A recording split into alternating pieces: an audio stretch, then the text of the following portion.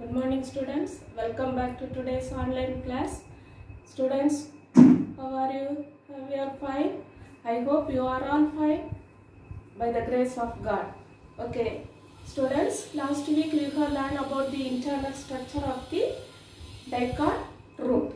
So, what is plant anatomy? Plant anatomy is the study of the internal structure of the plant part. So, last week you have learned about the internal structure of dicot root. So, today we are going to learn about the internal structure of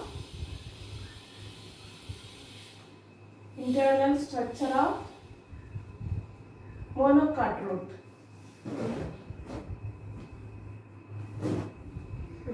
Monocot root. Example for monocot root is maize.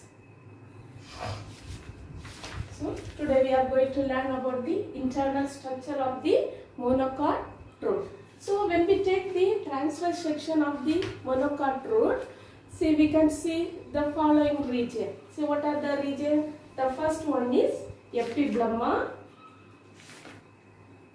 or rhizodermis. Epiblema or rhizodermis. The second region is cortex. Third one is endodermis. Fourth one is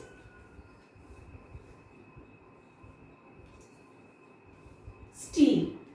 So these are the four important regions we can see when we are taking the transverse section of the monocot root. So the first region is epiblema or rhizodermis, cortex, endodermis, stem. So the first one is epiblema. So what is epiblema? So it is the dermal region, dermal vascular tissue system.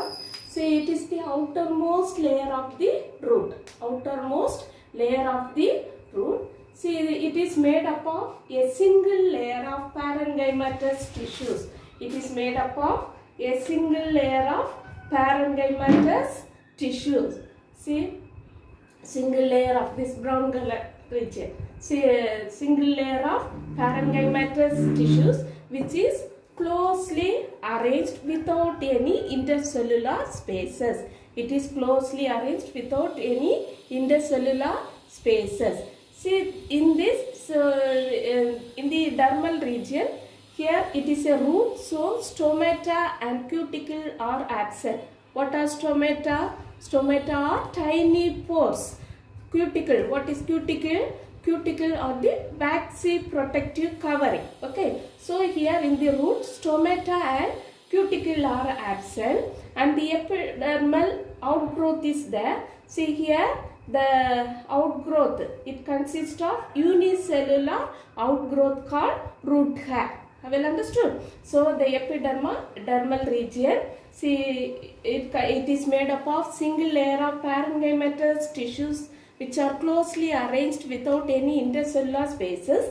The layer, it is called piliferous layer or rhizodermis. Piliferous layer or rhizodermis. So this is the dermal region. See, this rhizodermis or this epiblema protect the internal tissues. It protect the internal tissues. Have you all understood? So the first region is epiblema. See, the second one is cortex region. See, cortex, it lies just below the epiblema or the piliferous layer. It lies just below the piliferous layer. See, it consists of several layers of thin parenchymatous tissues. So, it is made up of multi-layered thin parenchymatous tissue which are arranged with intercellular spaces. What are intercellular spaces?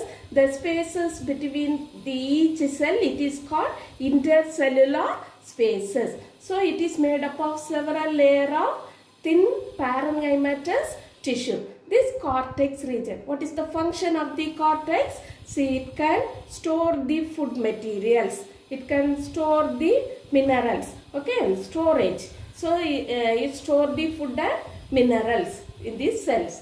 Have you understood? This is cortex region. The third region is endodermis. What is endodermis? Endodermis is the innermost layer of the cortex. Endodermis is the innermost layer of the cortex. This orange color cell. See, this endodermis, it is made up of a single layer with barrel shaped cell. And it consists of, see, in the inner tangential side and the radial side, it consists of the thickening called Casparian strips. See, it consists of the thickening called Casparian strips. The Casparian strips are made up of suberin, the chemical called suberin. The Casparian strips are made up of suberin. So, the endodermis, it consists of barrel-shaped cell, and the inner tangential side and the radial side of the cell consists of the thickening called Casparian strips. The Casparian strips are made up of the chemical called suberin. Well understood? And also in the endodermis, say at the opposite to the protoxylem, the xylem patches, the protoxylem, the smaller cell, it is called protoxylem. The opposite to the protoxylem, the endodermis cell, it does not have any Casparian strip, and the cells are very thin. That cells are called passage cell. What is the function of the passage cell?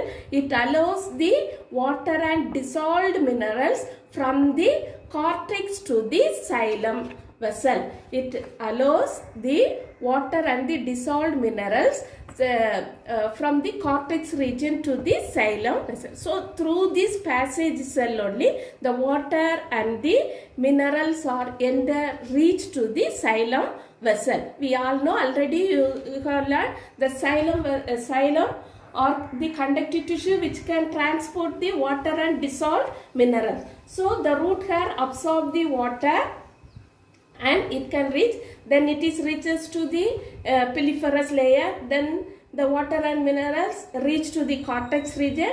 One by one cell, the water may transfer, and finally it reaches to the endodermis. In the endodermis, through the passage cell only, the water and the minerals are reached to the xylem tissue. Okay, this that is the function of passage cell. So, endodermis is the innermost layer of cortex. This consists of Casparian strip, which is important one word. It consists of Casparian strip. The thickening is made up of the chemical called suberin. Well understood? So, next one is stele. What is stele? See, inner to the endodermis, the remaining part, it is called stele. Inner to the endodermis, the remaining part, it is called stele. The stele consists of pericycle, vascular bundle, and pith.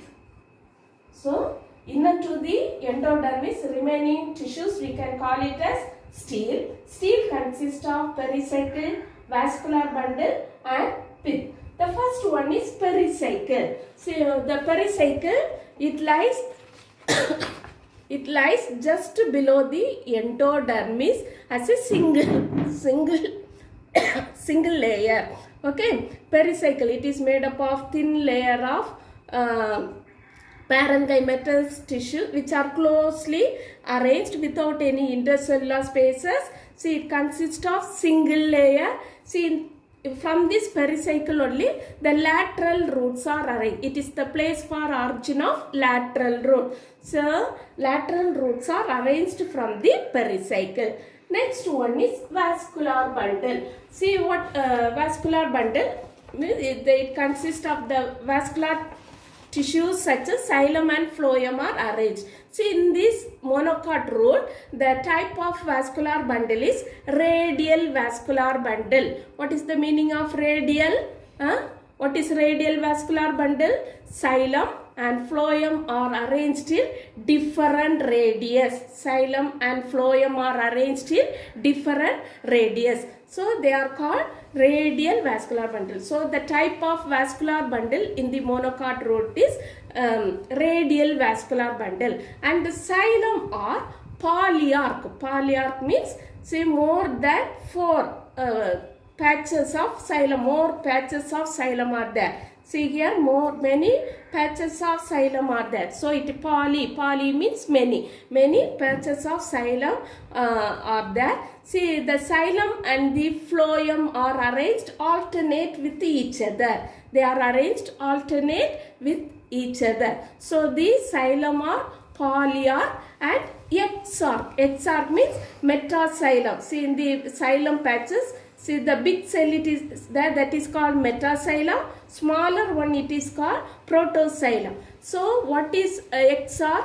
This metaxylem lies towards the center and the protoxylem lies towards the periphery. So here the type of xylem is exarch and polyarch. Exarch means xylem, metaxylem lies towards the center, protoxylem lies towards the periphery. What is polyarch? More patches of xylem are present. They are called polyarch.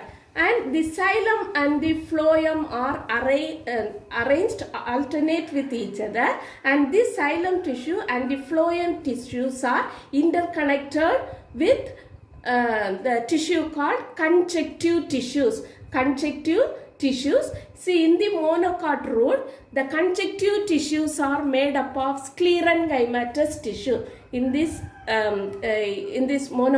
monocot root, the conjunctive tissues, that are the connective tissues made up of sclerenchymatous tissues. So in the dicot root, we have learned about it is made up of parenchymatous tissue.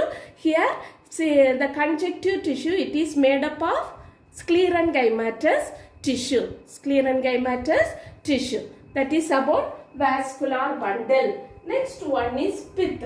See, in the monocot root, pith is present at the center. So here the pith, it is made up of thin parenchymatous tissues which can be stored starch grain. More amount of starch grains are present in the pith, and it is, what is the function of the pith is, it can store the food materials. It can store the food material. So pith is present in the large pith is present in the monocot root. So these are the region in structure we can see in the internal structure of the monocot root. So in the monocot root, the internal structure, we can see the 4 important regions. The first one is epiblema or rhizodermis, second one is cortex, third one is endodermis, fourth one is teeth. See, epiblema is the dermal region. It consists of a single layer of parenchymatous tissue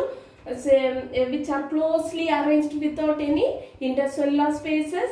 See, stomata and cuticle are absent here. See, it can protect the internal tissue. The layer, it is called piliferous layer or rhizodermis. Here the epidermal outgrowth is there, that is called root hair. It is unicellular. So, okay. So, second region is cortex. It lies just below the rhizodermis. See, it is made up of thin layer of multi-layered parenchymatous tissue which are arranged with intercellular spaces. So what is the function of the cortex? It can store the food materials and minerals. So third region is endodermis. Endodermis is the innermost layer of cortex. It is made up of single layer barrel shaped cell which are closely arranged without any intercellular spaces. It consists of the Casparian strips, that is the thickening that is present, the inner tangential side and the radial side.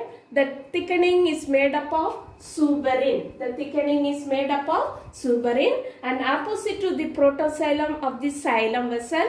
See, the cells in the endodermis are very thin and it does not have any thickening. That cells are called passage cell.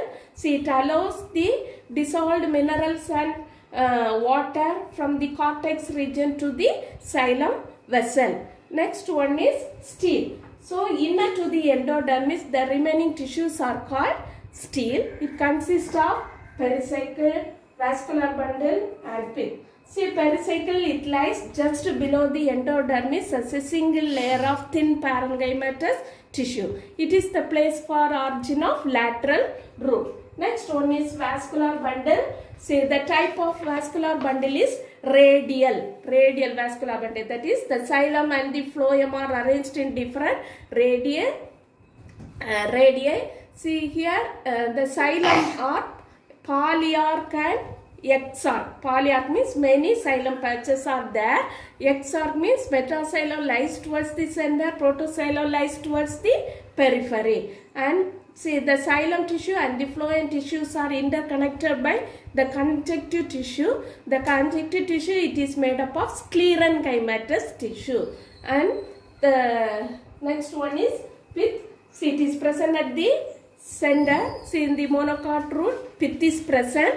See, in the center of the root, pith is present. It is made up of thin parenchymatous tissue, which is helpful, which consists of large amount of starch grains. And also, what is the function of the pith means? It helps to store the food materials. It helps to store the food material. So, these are the internal structure of monocot root. So, very important.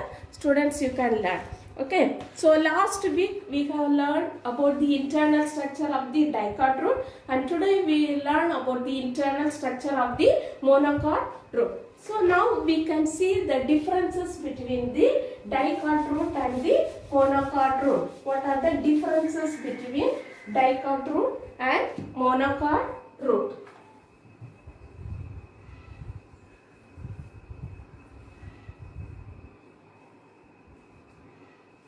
What are the differences? The first difference is about the xylem, number of xylem. So, in the dicot root, we have seen, say, how many number patches of xylem we have seen? The dicot root, 1, 2, 3, 4. So, it is tetra. In the monocot, we have seen many patches of xylem, patches are seen. So, it is polyarch. So, the important difference about the number of xylem. In dicot, it is tetrarch. In monocot, it is polyarch. Have you understood the first difference? Number of xylem, tetrarch, here polyarch. Second one is about the cambium. So, in the dicot root, cambium is present. Cambium means dividing tissue, but it is present during the secondary growth only. Okay, cambium is present during secondary growth. Here, cambium is absent. So, second one is about the cambium. In the dicot root, cambium is present, but it is present only during the secondary growth. Here, in the monocot root, cambium is absent. The third difference is about the secondary growth. Here present, in the dicot root, present, in the monocot root, absent. Here, say no, secondary growth is not taken place in the monocot root. The fourth one is about the pith. See, in the dicot root, pith is absent. Here, in the monocot root, pith is present. See, we have seen in the dicot root, see, pith is not present. In the center, pith is absent. See, in the monocot root, we have seen the center, pith is present. So, that is, the pith is absent in dicot root, pith is present in monocot root. The fifth one is about the conjunctive tissue.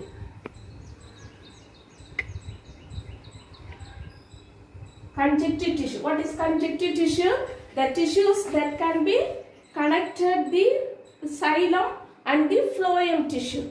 See, in the dicot root, the conjunctive tissues are parenchyma, conjunctive tissues are sclerenchyma. Okay, conjunctive tissue means the tissues which are connected the xylem and the phloem tissue. See here, in the dicot root, it is connected by parenchymatous tissue.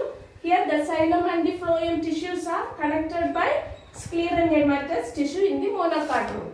So the differences: conjunctive tissue, parenchyma. The conjunctive tissue present in the monocot root is sclerenchyma. See, the sixth one is about the example. Say in the dicot root we have seen about bean root. In the monocot root, maize.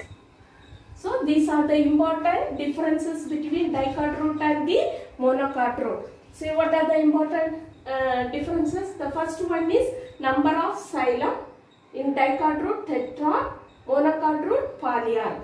Cambium, see, in the dicot root it is present during secondary growth and it is absent in the monocot root. Then secondary growth present in the dicot root but absent in the monocot root. Then about pith is absent in dicot root, pith is present in monocot root. Then about the conjunctive tissue, see, the xylem and the phloem tissues are connected by parenchymatous tissue. Here in the monocot root, the xylem and the phloem are connected by sclerenchymatous tissue. Example for dicot root is bean root. Example for monocot root is maize root. See, very important question. Differences between, important 4-mark question.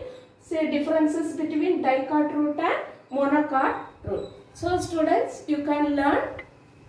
Today we learn about the internal structure of the monocot root and the differences between the dicot and monocot root. So practice the diagram very well and also you can learn it. Okay students, study very well. Thank you students. We shall meet in the next class.